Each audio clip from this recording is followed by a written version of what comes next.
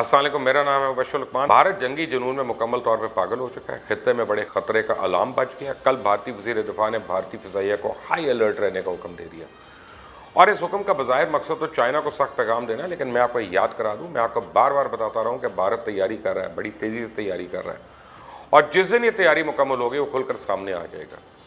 گزشتہ 2 مہینے سے بھارت مسلسل دنیا بھر سے اسلحہ خریدنے میں لگا ہوا ہے۔ بھارتی وزیر دفاع کے اس بیان کی وجہ سے اس مہینے کے آخر میں بھارت کو ملنے والے 5 رافیل پلینز ہیں، جس کی وجہ سے بھارت اپنی اوقات سے باہر ہو رہا ہے اور تڑیاں لگا رہا ہے۔ بھارتی وزیر دفاع کے اس بیان کے بعد خطے میں چائنا اور پاکستان نے ابھی اپنی ایئر فورس کا جوابی اقدامات کے لیے تیار رہنے کا حکم دے دیا۔ راج ناتھ سنگھ نے تو مزید کہا ہے کہ جس طرح بھارتی فضائیہ بالا کوٹ حملے میں دشمن پر دھاک بٹھا چکی ہے، ایسے ہی لداخ کے محاذ پہ بھارتی فضائیہ کی کارکردگی کی توقع ہے۔ یعنی راج ناتھ نے جھوٹ بولتے ہوئے خواہش کا اظہار کیا کہ ایک اور ابھی نندن جو ہے چائنا میں پکڑا جائے۔ میں نے راج ناتھ کہا تھا ایک دوبارہ ابھی نندن کو ادھر بھیجو، اس بار اس کو چائے میں بڑی چاہ سے پلاؤں گا، خود پلاؤں گا، تمہارا بھی بھوت اترے اور اس کا بھی۔ اور بھارتی وزیر دفاع کے اس اشتعال انگیز بیان نے عالمی امن کے لیے خطرے کی گھنٹیاں بجا دیں۔ اس سے تو واضح ہوتا ہے نا کہ بھارت کی ہندو متعصب سرکار نے ہندو راج کے عزائم کی تکمیل کے لیے پورے برصغیر کو ایٹمی جنگ کے دہانے پہ کھڑا کر دیا، اور دوسری جانب امریکہ مسلسل بھارت کو اعلیٰ شیری دے رہا ہے۔ مودی سرکار کی ہٹ درمیاں برصغیر پاک و ہند کو بڑی تیزی سے جنگ کی طرف لے کے جا رہی ہیں، اور بھارت کے مفادات اپنی جگہ، لیکن وہ امریکہ کے چنگل میں جھگڑا ہوا ہے۔ اس وقت موذی وائرس نے گزشتہ 7 مہینے سے پوری دنیا کی معیشتوں کو چیلنج کے طور پہ لیا ہوا ہے، اور اقوام عالم اس سے بچاؤ اور اس کے پھیلاؤ روکنے کے لیے اور اسی طرح متاثرین کی بحالی کے لیے مشترکہ کاوشیں بروئے کار لانے کی کوششوں میں مگن اور پرعزم ہے۔ بدقسمتی سے ہمیں ایک ایسے مکار دشمن بھارت سے پالا پڑا ہے جو انسانی ہمدردی کے متقاضی ان حالات میں بھی ہمسایہ ممالک کی سلامتی کمزور کرنے کے لیے اپنی شروع دن کی سازشوں میں مگن ہے۔ بھارت بیک وقت 3 مقاصد حاصل کرنا چاہتا ہے۔ ایک تو پاکستان چائنا اقتصادی رازداری سی پیک، اس کو سیبوٹاج کرنا چاہتا ہے۔ دوسرا پاکستان ایران، اور تیسرا پاکستان اور افغانستان میں غلط فہمیاں پیدا کر کے ان دونوں ممالک کو پاکستان سے دور کرنا چاہتا ہے۔ بھارت نے اس مقصد کے تحت ہی ایران کو گوادر پورٹ سے ہٹانے کے لیے چابہار پورٹ کی تعمیر میں معاونت کا چکمہ دیا، اور یہی وجہ ایران سے اسٹریٹجک معاہدوں کے باوجود بھارت نے 2005 میں بین الاقوامی جوہری توانائی ایجنسی میں امریکہ کے ایما پہ ایران کے خلاف ووٹ دیا، جس سے ایران کے خلاف عالمی پابندیوں کی راہ ہموار ہوئی اور ایران شدید معاشی اور تجارتی مشکلات کا شکار ہوا۔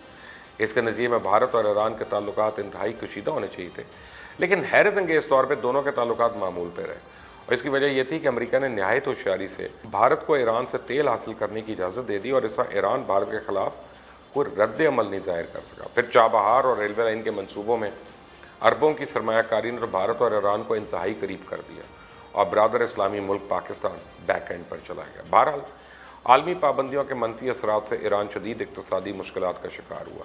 کساد بازاری کی یہ حالت ہوئی کہ کرنسی کی قیمت آدھی سے بھی کم رہ گئی۔ ان حالات میں بھارت کی مدد کی بجائے امریکہ کی گود میں بیٹھا رہا۔ اس صورتحال میں چائنا کی دور اندیش قیادت نے ایران سے خاموش رابطے کیے۔ امریکی رویے اور داخلی مشکلات میں ایران کو چائنا کی چھتری تلے ہی عافیت نظر آئی، اور $400 بلین کی سرمایہ کاری نے، جس کے $600 ارب تک بڑھنے کے امکانات ہیں، ایران کے لیے بہت آسانیاں پیدا کر دیں کہ وہ بھارت کو کک مار دے۔ اور دیکھا جائے تو بھارت کو ایران سے ہی پورے خطے سے کک ماری نکالا جا رہا ہے۔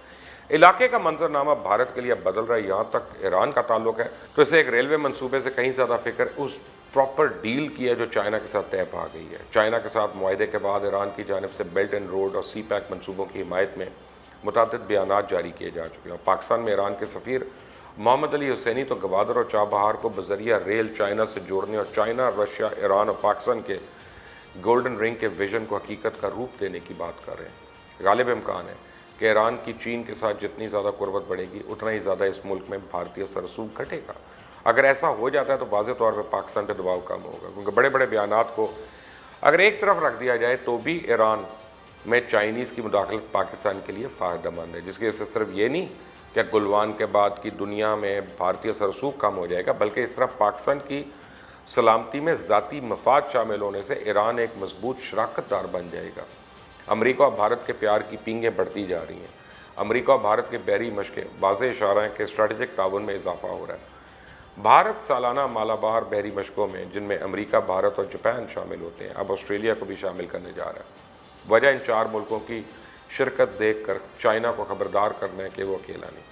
बरसगीर में चाइना के बढ़ते असर रसूख के हवाले से नई दिल्ली अपनी हट दर्मी पे कायम है और चाहता है कि इसे तंग नज़र बालादस्ती के नज़रियात से मुतासरा मुकामी सियासी ख्यालात की रोशनी में ही खारजा पॉलिसी का नक्शा बदले। अगर इस बात का मज़ीद सबूत चाहते हैं, ज़्यादा दूर जाने की बात नहीं, नेपाल को ले लेना, जो भारत की गुंडागर्दी से चाइना के बहुत ज़्यादा करीब होता जा रहा है। एक बार फिर लकीरें खींची जा रही हैं, एक नई कोल्ड वॉर जैसा कोई चैप्टर शुरू होने को है, जिसे दुनिया के बेशतर ममालिक चालबाजियों में या फिर हमारे मामले की तरह पहले से तयशुदा मामलात के तहत डिफरेंट कैंप्स में तकसीम होंगे। हाल ही में चाइना ने खित्ते के ममालिक का इजलास बुलाया, जिसमें पाकिस्तान, बांग्लादेश, नेपाल, भूटान, श्रीलंका, मालदीव्स शरीक थे। अब इस इजलास में भारत की गैर हाजिरी का किसी ने नोटिस भी नहीं लिया। असल में मोदी ईरान, इसराइल और अमेरिका से बैक वक्त फ़वाइद समेटने के चक्कर में था, मगर इसकी चालाकी ज़्यादा देर साथ नहीं दे सकी और बिलखसूस अमरीकी मनसूबे के तहत चाइना के ख़िलाफ़ उसको मैदान में उतरना पड़ा और फिर इबरतनाक उसको मार भी पड़ी। मगर इस सारी सूरत हाल में दो ममालिक ऐसे हैं जिनके बारे में पूरी दुनिया में चहमगोइयाँ हो रही हैं, एक पाकिस्तान और एक रशिया, कि इस बदलते आलमी मंजरनामे में ये इतना खामोश क्यों है। ना पुतिन कुछ कह रहे हैं, ना इमरान खान, ना ही रूसी आर्म फोर्सेस कुछ कह रही हैं, ना ही पाकिस्तान के DGISPR। मेरे ख्याल से ये दोनों मसलहत के तहत खामोश हैं और जब मामलात अपने अरूज पे पहुँच जाएंगे तब ये कार्ड्स चाइना की मर्ज़ी से शो होंगे। इस सारी गेम में दोनों खिलाड़ी ऐसे हैं जो खित्ते की तमाम सियासत और स्ट्रेटजी को बदल कर रख सकते हैं और यही धोखा भारत को खाया जा रहा है कि दोनों ममालिक बैक एंड पर कुछ बड़ा कर रहे हैं जो अभी भी दुनिया की नज़रों से ओझल है। लगता है भारत और अमेरिका को एक बड़ा सरप्राइज़ मिलने वाला है। लेकिन अगर आप चाहते हैं कि आपको मैं इसकी अपडेट्स मज़ीद देता रहूं तो इसको सब्सक्राइब करें, बेल आइकॉन को प्रेस करें। अंटिल द नेक्स्ट टाइम, अल्लाह हाफिज़।